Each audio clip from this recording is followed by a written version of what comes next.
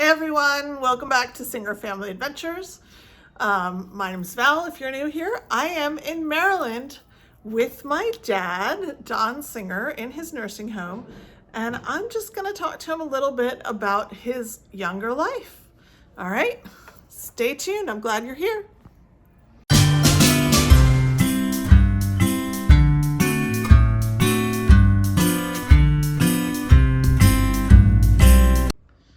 Hi, Dad. Hi.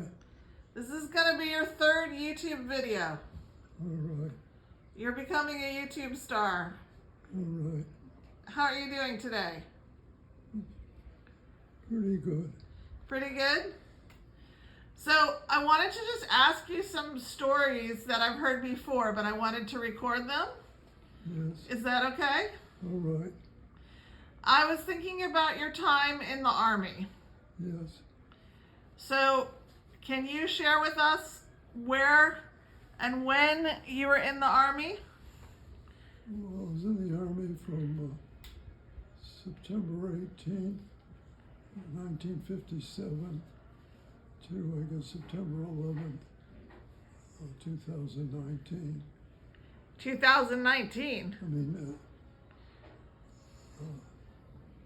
You mean 1959?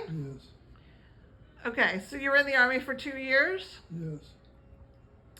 And you were drafted, right? I volunteered for the draft.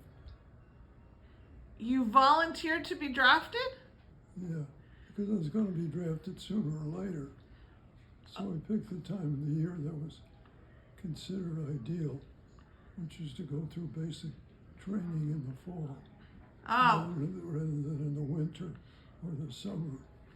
where was your basic training? At Fort Knox, Kentucky. Okay. How was basic training? Was it hard? Uh, it was probably the most interesting part of the Army. Really? I've never heard you talk about basic training. What can you tell me? What was interesting? Well, you did a lot of things like throw a live hand grenade once. You threw a live hand grenade? I think it was live, yeah. Uh-huh. And you crawl along on your belly and you pretend that they're shooting over you. In other words, you facsimile being in combat. Uh-huh. Was it hard physically or? No, you're in pretty good shape. Uh-huh. How old were you in 1957? You were 22. So you'd already finished college. Yes. And then was there a year between college and the Army or no? What? No, just a summer. Okay, so as soon as you were done with college, you went to the Army. After the summer. And then was it at Fort Knox that you went and requested to go to Germany? Yes. Tell us that story again. Well, when they had the assignments, most of the people were going overseas, and Most of the people were going overseas? yeah, Uh-huh. and I think I had a friend who wanted to stay at Fort Knox because he was married, and the two of us went down and we talked to a civilian about having our assignments changed. And the person we were talking to couldn't believe that that I wanted to go overseas. And he said, well, I can do that, but I can't guarantee where I would send you. You could end up on the DMZ zone in Korea. And my close friend Everett Asen, still alive, we're in touch. Right, you still talk to Everett Asen. Yeah. Yeah. He was a year ahead of me, and he was sent to Korea. And even though it was tough, there was things he enjoyed. He went to Japan, on leave or furlough or whatever. But the Korean War was over by then. Yeah. Right, so he didn't see... But the war's never ended. It's an armistice. So there's always the danger that it would start up again. Okay, but while he was there, he didn't see combat. No, though I think he saw some killings and so forth. I don't know, they once told me about. Yeah. But you were willing to go to Korea. Yeah. You thought it was more interesting than staying in the U.S.? Yeah. Uh-huh. So how long was it till you found out they were sending you to Germany?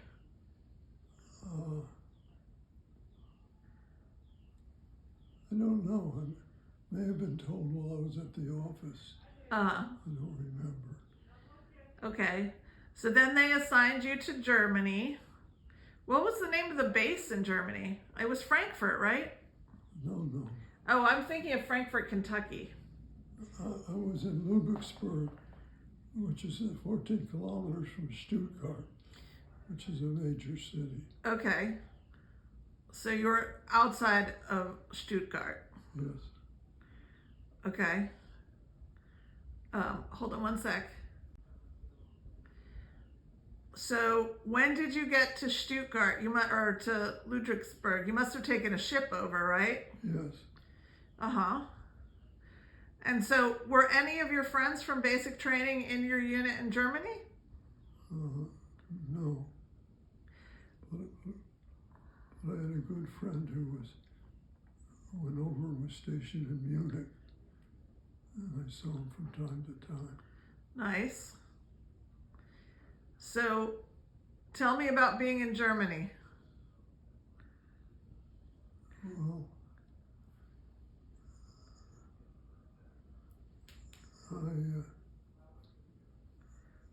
I went to German class for about 8 months to learn some German. While you were there? Yeah. Yeah. And that was something you volunteered to do, right? Like they weren't making you do it. No. So you did it on your free time? Yes. Was it fun? Yeah. And were there other Army guys in the class, or were there like Army wives, or? There were Army guys. I think most of them were older than me, that they were sort of professional soldiers. Officers who were going to be there for a long time? Yeah. So you learned a little German, and your German became quite good in terms of reading and writing. More so, not so much reading and writing, but speaking it. Okay.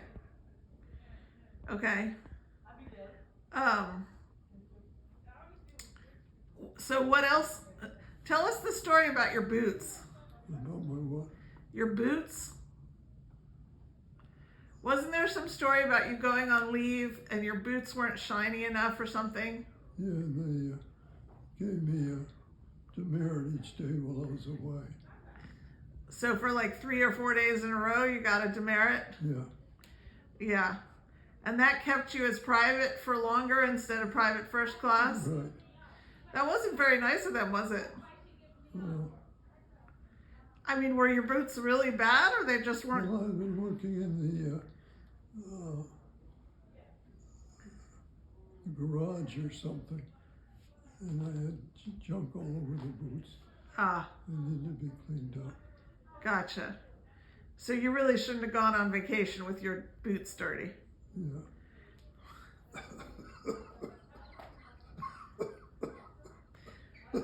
So Dad is here recovering from pneumonia,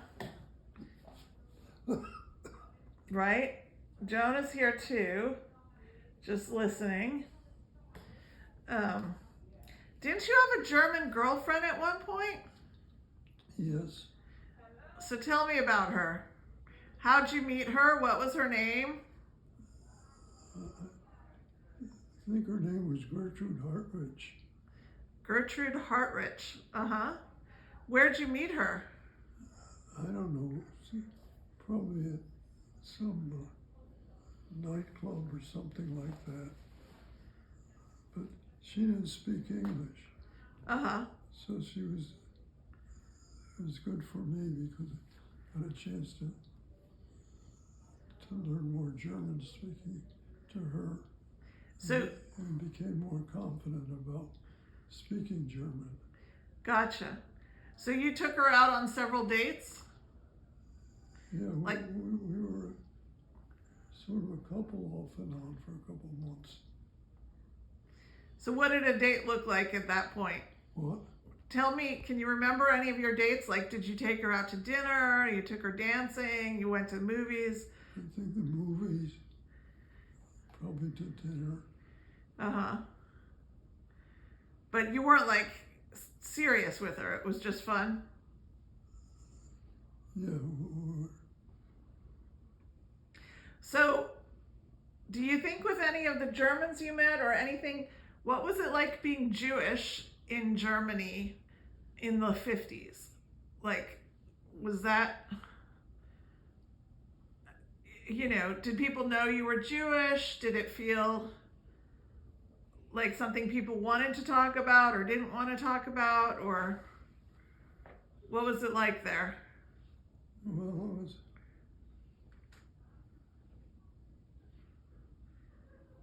I remember once I was talking to this German who had been stationed in Norway, and I felt uncomfortable because he was going on how good it was to be stationed there. And of course, my great uncle was taken away. So he'd been a Nazi soldier. What? This man who had been stationed in Germany, you mean during the war? Yeah, he was a soldier. Right. And your uncle got taken away in Norway. Was it Oslo? Were they? Yes. Yeah. Did he know you were Jewish? The guy you were talking to? I don't remember. Uh-huh. But I didn't feel comfortable talking to him about how we liked Norway. Uh-huh. Yeah. But other than that, like, did Gertrude know you were Jewish? What? Did the girl you were dating know you were Jewish? Yeah. And so did she ask you about it, or is that interesting, or no? Well, I think she was somewhat interested in it. Uh-huh. And you didn't, I mean, at that point, nobody like went to the concentration camps as a tourist, right? That wasn't happening then. Well, yeah, I went with two army friends. We went to Dachau. Oh, how was it? What was it like? I think they were more upset than I was because I knew a little bit about it and they were a little bit shocked. So they didn't know the history. Well, they knew, but they weren't as focused on it as I was. Right. So was there a museum in Dachau then? I mean, was there a tour or like what? Something like that. I don't remember too clearly. And I imagine it's been improved a lot since. Oh, I'm sure. I didn't realize they even had those. I'm surprised they kind of had museums up and running that, just 14 years after the war or something, But, but you never felt, except for the guy talking about Norway, you didn't feel anti-Semitism or anything like that in Germany?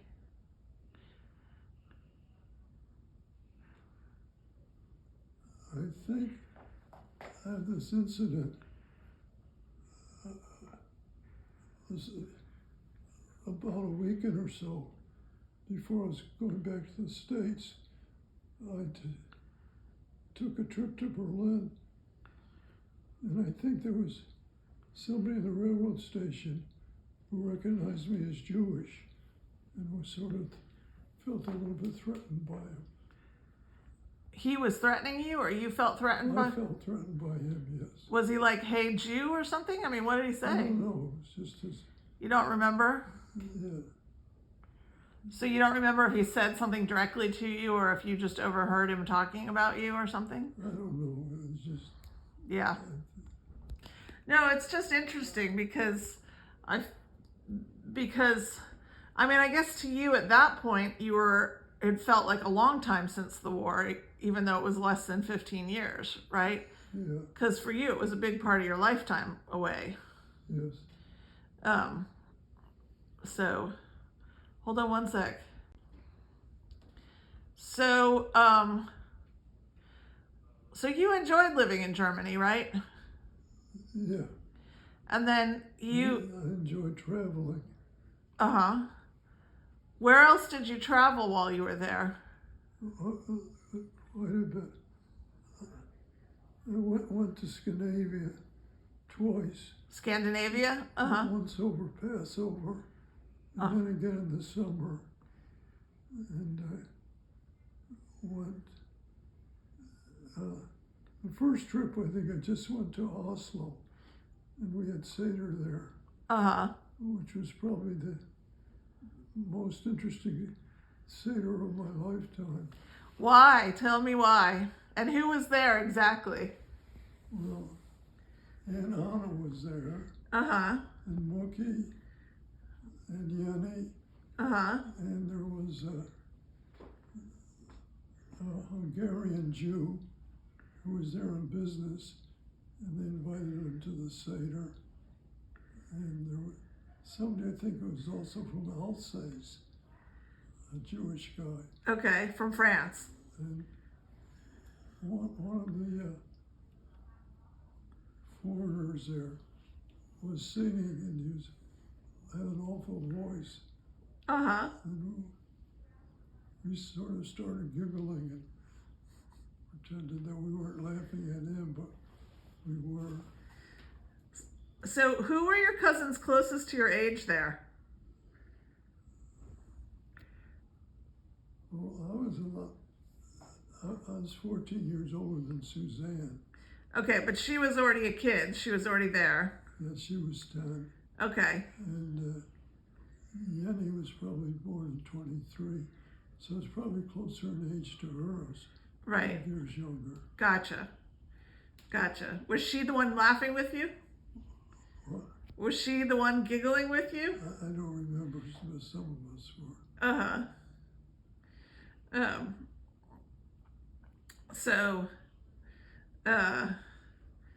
So it was just an interesting Seder because there were so many different people from different countries. Yeah. And did Aunt Anna did she do all the cooking? I imagine probably Jenny did. Uh-huh. Gotcha. So that's cool. And did your parents come to Europe while you were in the army? Yes. And didn't they bring Aunt Judy, and did they bring Uncle David too? Oh, no. Well, what would my parents do? Italy? They came to Italy? Well, we drove from Stuttgart down to as far south we got, I think, was Rome. Uh-huh. And I had an interesting experience with my father. Pope Pius had died, I think, the end of October, and they had elected a new pope, which was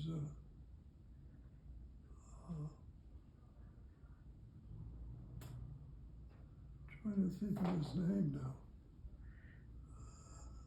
I think it was John or something. I don't know. He was pope from 1957 to 1963. Okay. And I think he had been the Archbishop of Florence previous to that. And we were there on the day when they had his sort of coronation. Uh-huh. And Dad and I tried to get in with a group of people who were mainly, I think, from Florence. And the guard stopped us and talked to us in Italian. And my father didn't understand Italian. So then the guard, these were Swiss guards, in uniform. And then he spoke to us in English and said, "You're not supposed to go in with that crowd." So we didn't, of course. Yeah. So wait, Aunt Judy wasn't on that trip? No, it was just my parents. Okay, gotcha. Yeah. So they basically came to see you while you were in Germany to some extent. And they took a ship over. This was before cross-Atlantic airplanes were common, right? Yeah, I think they went by ship. Yeah. Nice. And then they went up to Scandinavia and visited with the family there after they saw me. Yeah. Sounds like you had a very exciting 2 years in Germany. Yeah. Yeah. And then what was the next time? I know you went back in the 80s, but did you go back between then?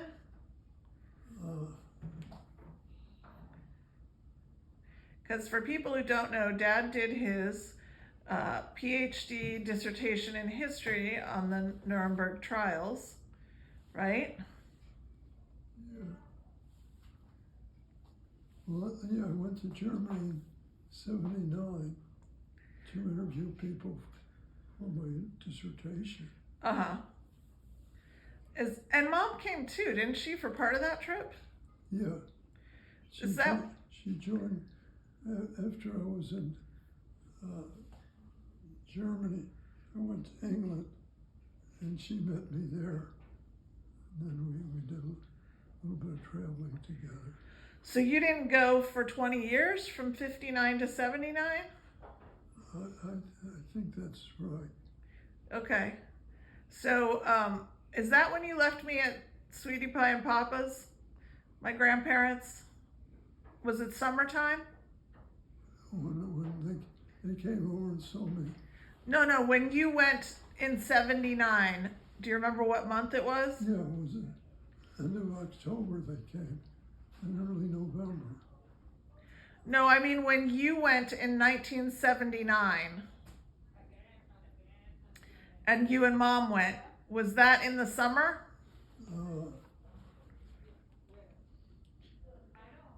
Yeah. Okay, I think that's when I stayed with Sweetie Pie and Papa in Sagandaga. Yeah. In the Adirondacks. I went and stayed in the Adirondacks with my grandparents. Yeah. I think it was July. I remember 2 times you guys left me for big trips.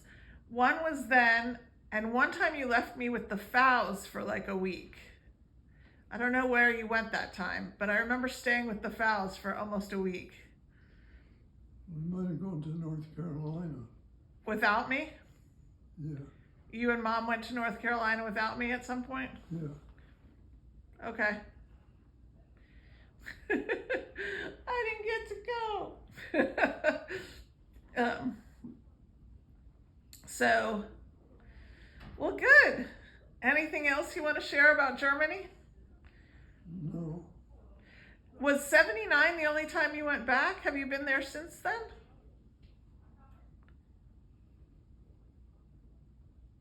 Oh, Aunt Judy's calling. I'm going to turn this off.